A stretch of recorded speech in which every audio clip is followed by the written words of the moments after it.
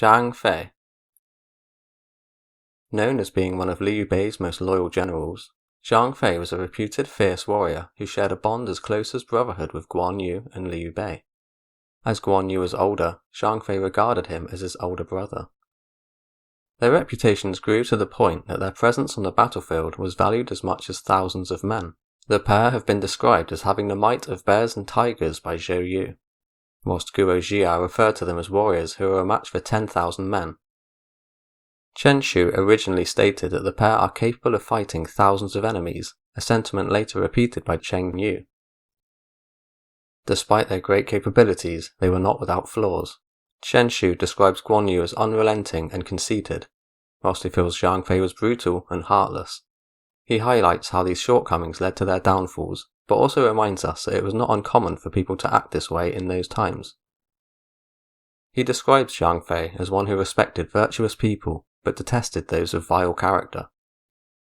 His harsh punishments led to unrest amongst his men, and despite Liu Bei foreseeing and warning that Zhang Fei's behaviour will land him in trouble, he did not change his ways.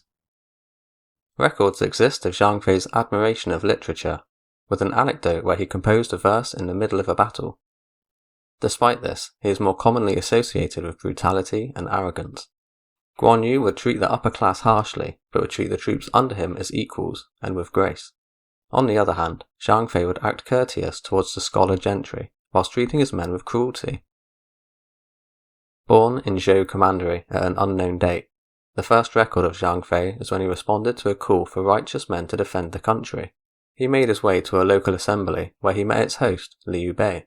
Here, he also met with Guan Yu and Jianyong. He may or may not have already been acquainted with these men. Zhang Fei was drawn in by Liu Bei, so joined in with the militia. Liu Bei marched his followers to group up with Zhu Jing, who allowed them a place within the Han army. Liu Bei's volunteer militia fought surprisingly well, which is where the three brothers were first recognized for their bravery. No specific details of Zhang Fei were recorded, but he was part of Liu Bei's retinue for the duration of the Yellow Turban Rebellion. Shortly after the fighting alongside Zhu Jing ended, another rebel force rose up in Xing province. Liu Ziping from Pingyuan was ordered by the Han government to assemble an army and nominated Liu Bei to be its leader. During the coming battle, Liu Bei was badly wounded and had to play dead until the rebels left in order to survive. An unnamed friend of Liu Bei's loaded him into a car and helped him to recover. His suffering was not in vain though, as after this, Liu Bei was recognized by the Han court as the prefect of Anxi County. With his new authority, Liu Bei appointed both his brothers as majors of separate command. During this time, Zhang Fei, Liu Bei, and Guan Yu's bond towards one another really grew. Liu Bei would have been recovering from his injuries, and the brothers would have had a short peaceful period to enjoy one another's company. It was here where their brotherly-like relationship was first noticed. They shared the same room, and when Liu Bei had to attend meetings, Guan Yu and Zhang Fei would stand guard either side of him. My guess is the tragedy of almost losing their brother urged Guan Yu and Zhang Fei to vow to protect Liu Bei from here on out. This incident seems likely to be the source of inspiration for the oath in the Peach Garden, as in both versions of events, Guan Yu and Zhang Fei followed and protected Liu Bei with unwavering loyalty in his future exploits. Changes at the imperial court intended to reduce corruption meant that many officials were replaced with inspectors, especially if they had earned their title through military merit. Unlike the romanticized version of events, it was Liu Bei that beat up the inspector, not Zhang Fei. When the inspector arrived and refused to meet with Liu Bei, it really angered him greatly. Whenever his residence was visited, the inspector claimed to be sick. Liu Bei refused to believe his excuses and didn't want to be undermined and embarrassed by him, and so left to gather clerks and soldiers. When he returned, he forced his way in, stating, "I have been secretly instructed by the commandery administrator to arrest the inspector." He tied the inspector up and led him outside to be bound to a tree. Liu Bei removed the inspector's ribbon that represented his authority and tied it tightly around his neck before he whipped him with more than 100 strokes of a bamboo stave. Being described as ready to kill him, the inspector called out for mercy and begged for his life, which Liu Bei granted. The inspector was allowed to live and fled to his office shortly after this. Liu Bei left the area with his followers and headed south. Eventually, they reached Danyang, where they were recruited again to fight the Yellow Turbans. They fought at Xiapi, and earned enough merit to be described as fighting hard and with talent. After the fighting, Liu Bei was appointed as the prefect and commandant of Gaoting County. It's around a decade until Zhang Fei is mentioned again. He stayed at his brother's side throughout the anti-Dongzhuo coalition, where they gathered troops together but never actually deployed on the mission. They headed north to serve under Gongsun Zan, and later Liu Bei was assigned to Ping Yuan. Here, Liu Bei guarded the frontiers from bandits, whilst also carrying out generous economic reforms. He bolstered his ranks with Wuhuan tribe's horsemen, became famous for his benevolence among the people, where it's mentioned that they came to him in droves. In 194, Cao Cao began his ruthless conquer of Shou province. Its governor, Tao Xian, received Liu Bei and Tian Kai as reinforcements, but Cao Cao was forced to withdraw soon anyway, after eternal conflicts at his home base. Liu Bei then broke ties with his supervisor Tian Kai in favour of Tao Xian, as the two bonded whilst Liu Bei studied Confucian ideals under him. In rather a short period of time, Liu Bei had gained the support of two of the most influential families from the region, the Mi family and the Chen family. Eventually Tao Xian passed away, and many people nominated Liu Bei to be his successor over Tao Xian's own son. After Liu Bei took control of Zhou province, he was invaded by Yuan Shu. Liu Bei led a counter-force to drive them back whilst assigning Zhang Fei to be the defender of Xiapi, the province's capital. By this point, Cao Cao had dealt with his internal conflicts at the hands of Zhang Miao and Lu Bu, with the latter now seeking refuge under Liu Bei. For unknown reasons, Zhang Fei and Tao Bao had a major falling out at Xiapi. Zhang Fei wanted to kill him, so Tao Bao fled to set up a defensive position and then called on Lu Bu to help him. Lu Bu took this opportunity to capture Xiapi from Zhang Fei, forcing him to flee. Due to Zhang Fei's lack of foresight, his brother returned from the battle against Yuan Shu, no longer as a governor, and was instead forced to become a subordinate. Tensions rose between them, until Liu Bei called on Cao Cao's help in defeating Lu Bu. This led to the Battle of Xiapi, which resulted in Cao Cao's complete dominance over Zhou province. Cao Cao and Liu Bei's forces all returned to Xuchang together, where Zhang Fei was appointed as a general of the household. When Cao Cao called on other warlords to attack the aggressive pretender Yuan Shu, Liu Bei led his followers to carry out the task, successfully blocking Yuan Shu's advance. But instead of headed back to Xuchang, he led his men to Zhou province. He killed the governor there and took control of the area in open rebellion against Cao Cao. Guan Yu was left at the province capital, Xiapi, whilst Liu Bei went to Xiaopei. Zhang Fei accompanied Liu Bei here until Cao Cao returned a year later and personally led an army to defeat them. This caused the brothers to become divided. Liu Bei fled north to Ji province and went to serve under Yuan Shao. Guan Yu was captured alongside Liu Bei's family and brought back to Xuchang, where Cao Cao treated Guan Yu with the utmost respect. No records state if Zhang Fei was separated like Guan Yu or if he stayed at Liu Bei's side. In the year 200, it's recorded that Zhang Fei encountered Ziyahao Yuan's niece, which would be some point after Yuan Shu's death, but before the Battle of Guandu. It stated Zhang Fei chanced upon her when she was either 13 or 14 and out collecting firewood. Zhang Fei abducted her and knew she had a good upbringing, so he later married her. Lady Ziyahao would go on to give Zhang Fei two documented daughters, who both married Liu Shan. The eldest became known as Empress Xingai, and the youngest became known as Empress Zhang. She also bore him two sons, Zhang Bao and Zhang Shao. Zhang Bao unfortunately died at a young age, and his son, Zhang Zun, served as a master of writing. But he was killed in action at Mianzhu by Deng Ai during the conquest of Shu in 263. Back to the Battle of Guandu, Liu Bei was sent to Runan by Yuan Shao to meet with a yellow turban rebel named Liu Pi. Together, they planned to attack Xuchang on Yuan Shao's behalf, and it's here that Guan Yu and Liu Bei became reunited briefly. When Tao Ren mustered the city's troops and defeated Liu Bei's rebels, it forced him back to Yuan Shao. Liu Bei then convinced Yuan Shao to form an alliance with Liu Biao, but secretly wanted to leave his service now that he knew where his family and Guan Yu were. Liu Bei was sent back to Runan to meet with another rebel, this time Gongdu, and together they rallied a few thousand men and seized control of Xuchang after they killed Che Zhu. Cao Cao unexpectedly left his northern front exposed to Yuan Shao and returned in order to defeat Liu Bei. Yuan Shao did try to take advantage of this opportunity, but was blocked by Yu Jin, the defender of Yan Ford. Liu Bei then fled south, where he sought shelter under Liu Biao and was given control of Xinyi to act as a buffer between Liu Biao and Cao Cao. In 208, Liu Biao passed away and Cao Cao moved his armies south.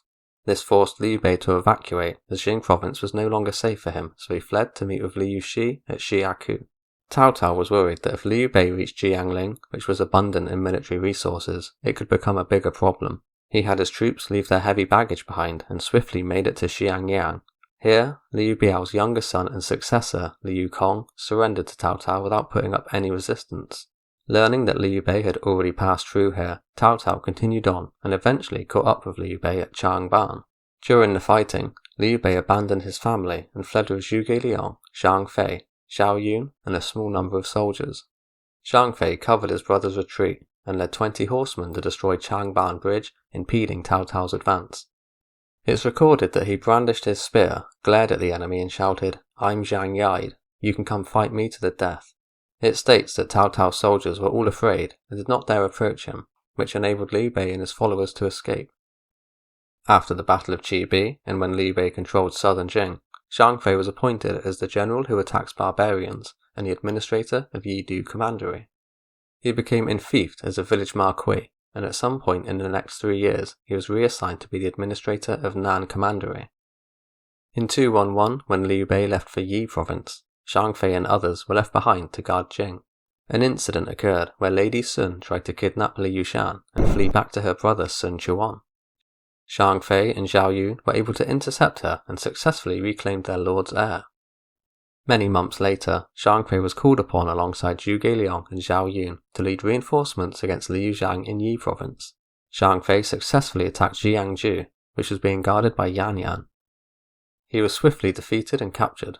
Zhang Fei questioned him after the battle as to why he put up a fight and didn't surrender right away. Yanyi replied, "You people launched an unwarranted attack on my home province. There may be generals in my province who will lose their heads, but there are none who will surrender." Zhang Fei became thrown into a fit of rage as he ordered for Yanyan's execution. Yanyan blankly stared at him and asked, "If you want to chop off my head, then do it. What's with that outburst of anger?"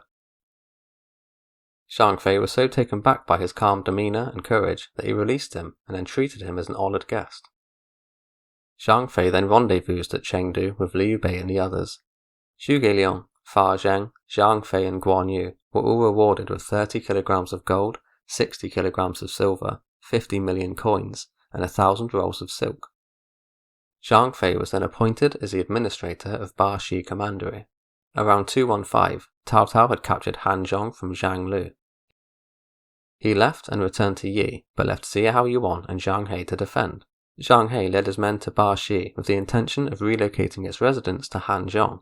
Zhang He led his men through 3 counties where he encountered and began fighting with Zhang Fei's troops. The Shou soldiers held their positions for over 50 days, whilst Zhang Fei formed an army of 10,000 elite troops and led them through various mountain paths. Zhang Fei launched somewhat of a pincer attack against Zhang He, which caused the Wei army to become divided. The troops at the front and rear lost communication with one another, and so could not assist each other, leading to the death or capture of almost all of the invading troops. Zhang He and a few dozen of his men escaped on foot and retreated to Nanjing. Liu Bei was advised by Huang Chuan to retake Hanzhong from Cao Cao. Fa Zheng believed that Xiahao Yuan and Zhang He were not very good commanders, and so also urged Liu Bei to take action. In 217, Zhang Fei and Ma Chao were made supervisors over Wulan, Litong, and Renkui. They were sent to attack Wudu Commandery and garrisoned at Xiabian County. Tao Hong and Tao Ziyu were sent with a separate force to resist them. Zhang Fei and Ma Chao moved their units to Gushan and began to spread rumours that they planned to block the enemy's retreat route. This news quickly reached Tao Hong, who wanted to attack Wulan, who was still at Xiabian. Tao Ziyu became suspicious of Zhang Fei and stated that if they really planned to seal off the retreat route, then it would have been kept a secret. He suggested that they make use of Zhang Fei's obvious ploy by feigning a retreat whilst actually launching a frontal assault. Tao Hong had no objections and so led the attack against Xiabian, which resulted in the death of Li Tong and Ren Kui. Wulan fled to join the local D tribes, but was killed by a chieftain named Xing Duan. Zhang Fei and Ma Chao were then both ordered to withdraw their armies from the area. Despite Zhang Fei's failure here, Liu Bei emerged victorious and proclaimed himself as king of Hanzhong. Zhang Fei was appointed as General of the Right, with himself and many people believing that he would be picked to guard Hanzhong, as Liu Bei planned to leave that duty to a veteran general. Instead, Wei Yan was chosen to guard Hanzhong, with Zhang Fei given no further titles. When Sun Quan broke the Sun-Liu alliance in 219 and invaded Jing, Liu Bei went on to declare himself emperor and launched a campaign against him in the year 221. Zhang Fei was promoted to the general of chariots and cavalry and the colonel director of retainers, then enfeoffed as the marquis of a city district. Liu Bei had sent a letter to Zhang Fei which read, "I have received the mandate of heaven and inherited the noble work of my ancestors. I am obliged to restore peace and purge the empire of chaos. As of now, there are villains and barbarians causing destruction and harm to the people. I can neither rest well nor have my meals in peace. I have prepared the armies and made an oath to bring heaven's punishment onto those evil doers. You are loyal and resolute. Your deeds are comparable to those of Shou. Your fame spreads near and far. As such, I give you special appointments, grant you peerage, and put you in charge of affairs in the capital. You are born with heaven's might. You use virtue to win over others, and you dish out punishments to wrongdoers. I am very pleased with you." The classic of poetry says, not to distress the people, nor with urgency, but making them conform to the royal state. You have commenced and earnestly displayed your merit, and I will make you happy. How can I not give encouragement to you? Zhang Fei was then commanded to lead 10,000 troops from Langzhong to meet up with Liu Bei's main force at Jiangzhou. At some point during mobilization or marching, Zhang Fei was assassinated by his subordinates Fang Qiang and Zhang Da, who then decapitated his corpse and fled to Sun Quan with his head. When Liu Bei read the report of this betrayal, he exclaimed, "Oh, Fei is dead." Zhang Fei's second son, Zhang Shao, inherited his father's marquisate and served as a palace attendant and the supervisor masters of writing for Shou. And in the year 260, Liu Shan posthumously granted Zhang Fei the title Marquis Huan.